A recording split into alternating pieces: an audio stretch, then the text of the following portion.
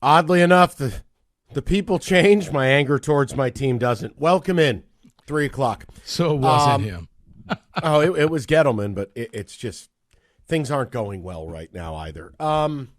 Lions, we opened the show with it. We're going to continue with your phone calls. Huge bounce back. Best game of the year for them probably. And I just want to know if you can breathe.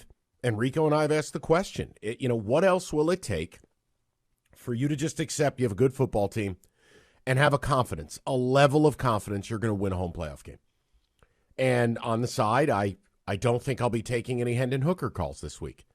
Jared Goff played wonderful, and that's not accidental. The offensive line played great. Like, it goes hand in hand.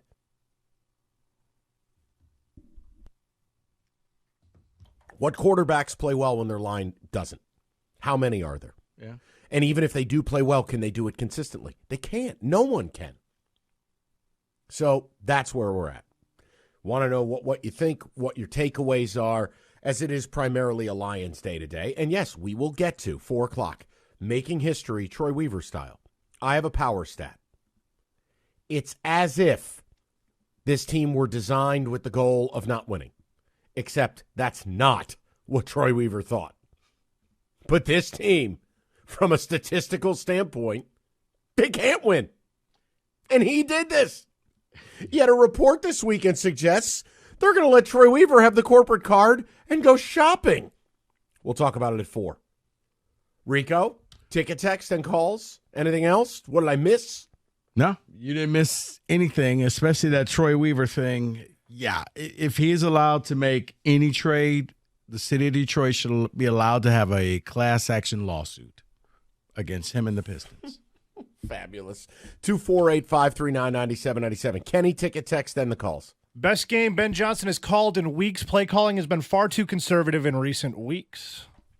I'm still hating on Goff. The deep ball to J-Mo Saturday was a duck. Why can't he throw it deep? All right. Okay. All right. Hold on. I'm going to say this again to you. Do you know who leads the league in throws of more than 20 yards? Jared Goff. But J-Mo. Okay, so he's not throwing it 40 yards deep, 50 yards deep.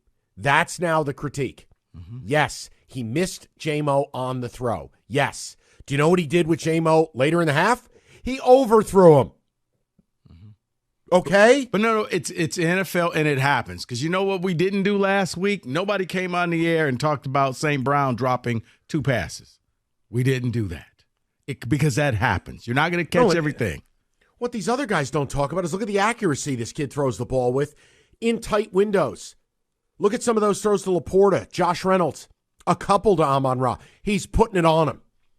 I like it. You know what? He can't be everything to everyone, but he's good enough to win a playoff game. Agree. And I'm okay with that.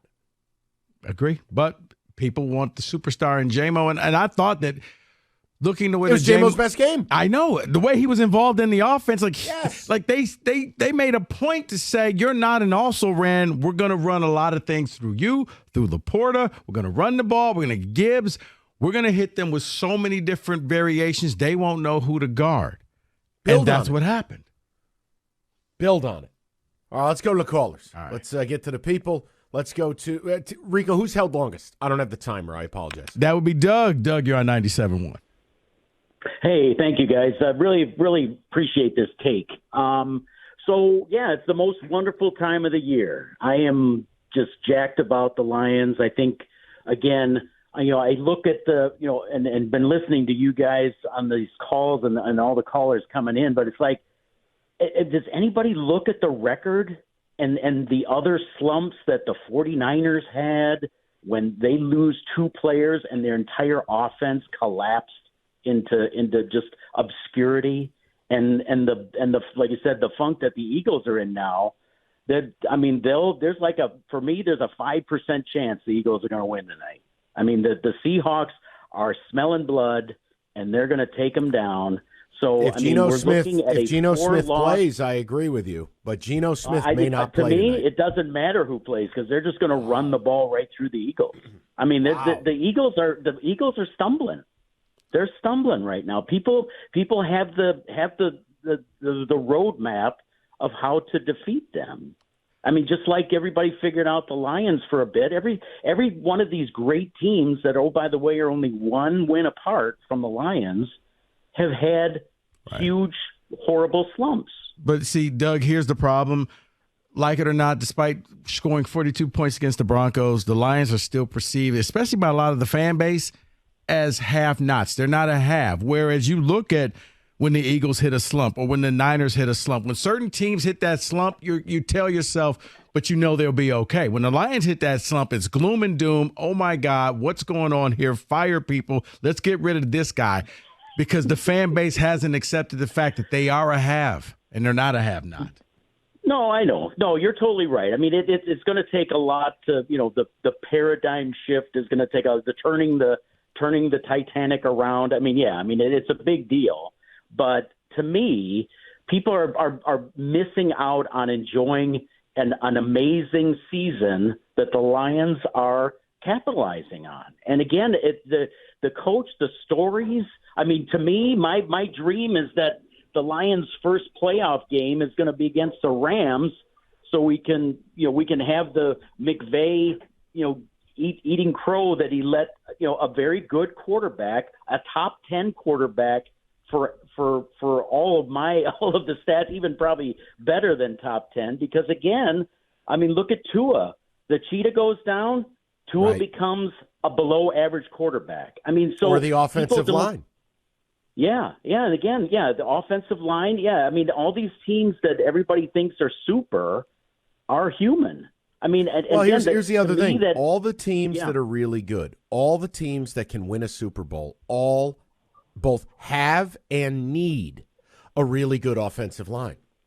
You're not going to do it without it. So this idea that Jared Goff, when they're down Ragnow, or Decker's playing hurt, or Jonah Jackson's hurt, that all of a sudden, he sucks. No. He needs an O-line to play? Yeah, so does Brock Purdy. So does Dak Prescott. Yeah. So does Lamar. So does Mahomes. So does any quarterback worth their salt. Oh, Josh Allen needs a run game to look good? How about this? Mahomes needs receivers, Mike. Newsflash. Yeah. Wow, you don't say. Yeah. I'm just making a point. I'm choosing to enjoy this.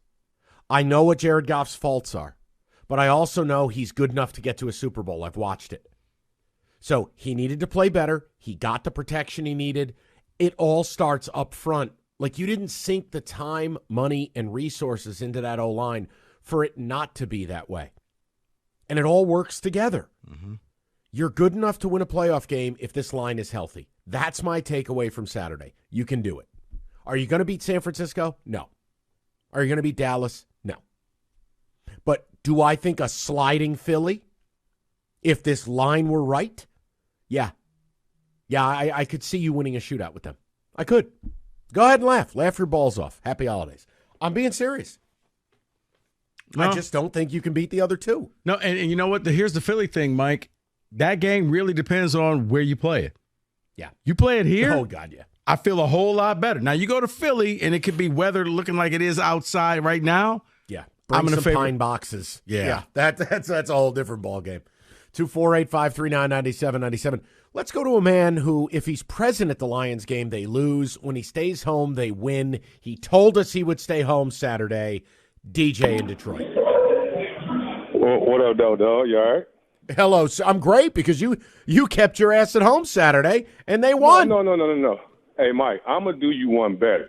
It's a true story. You ain't watching. I went to Atlanta to pick my Nope, I went to Atlanta to pick my daughter up at Tuskegee. So I actually was watching the game from Fridays down in Atlanta. Perfect. I hit Hatch on Twitter and said, Hatch, I'm about to stay. They're going to blow him out. I promise I did. Ask Darren when you see him on Twitter. That's it. Yep, now you're not even allowed to live in Detroit anymore. Stay away. All right. DJ is on a month-long trip to Bora Bora. All right. That's it. Hey, dog, all serious day, Mike. I'm with you like I am most times. I'm with you with one thing, but I'm not with you on something else. Absolutely. I've been screaming this for 2 years now. It's obvious. The O-line, we go as our O-line, as our offensive line go. It's that simple. So am I in good shape? When I look at that injury report, if Ragnar's playing, Jonah Jackson's playing, we can almost beat anybody with the exception of the Niners. The thing that everybody needs to understand out there Jared Goff is average or above when that offensive line is shaky or okay. But when they're playing good, he's good. When they're bad, he's slightly below average. So we just have to accept that. We go as they go. Now, the thing that I'm going to disagree with you on, Mike, yes, we do lead the NFL in 20-yard passes, but what kind are they? Are they the ones with the ball in the air? Because I remember you just a few weeks ago, you was right with me when you said, listen, J-Mo, somebody got to take this top off the defense to move these safeties back. The 20-yard completions that we're getting for over 20 yards, Mike, those are the running catches over the middle and to Yes, LaPorta over the intermediate stuff. bombs. Yeah, like an example. When I hit Amon-Ra at 14 yards and he gets me the other 6, I don't disagree with that. But you know what it is, DJ? I think people get seduced. They fall in love with the 30 air yards, these moon balls. That's just not who he is. And frankly, the guy who'd be the only player capable of running those routes and catching those balls is J-Mo. He hasn't even been available, either because he's been suspended, hurt, or just not doing the things he needs to do. So people are wishing for something that's not real. But, it's always just a criticism, Mike. I just think it's as soon as Goff clears one hurdle, there's another one that gets put in front of him. Because, you don't do this right. You don't do this right. You don't hit J-Mo. You don't throw deep passes. Well, you do throw deep passes, but were they 50-yard bombs or were they 4-yard? As you like to say, were they the Brock Purdy specials where it was a 5-yard pass and the receiver took it the other 45? Yes. 248-539-9797. We're going to get more of your calls. 4 o'clock, I got a power stat. Pistons are on their way to history. A report this weekend, it nearly killed Rico and I. Simultaneously. Our heads almost exploded simultaneously. That Troy Weaver might be shopping for wings. Wait, shop? You're going to let this man shop? So I'm going to show you the results of his shopping. Yeah. I got a power stat. It's incredible.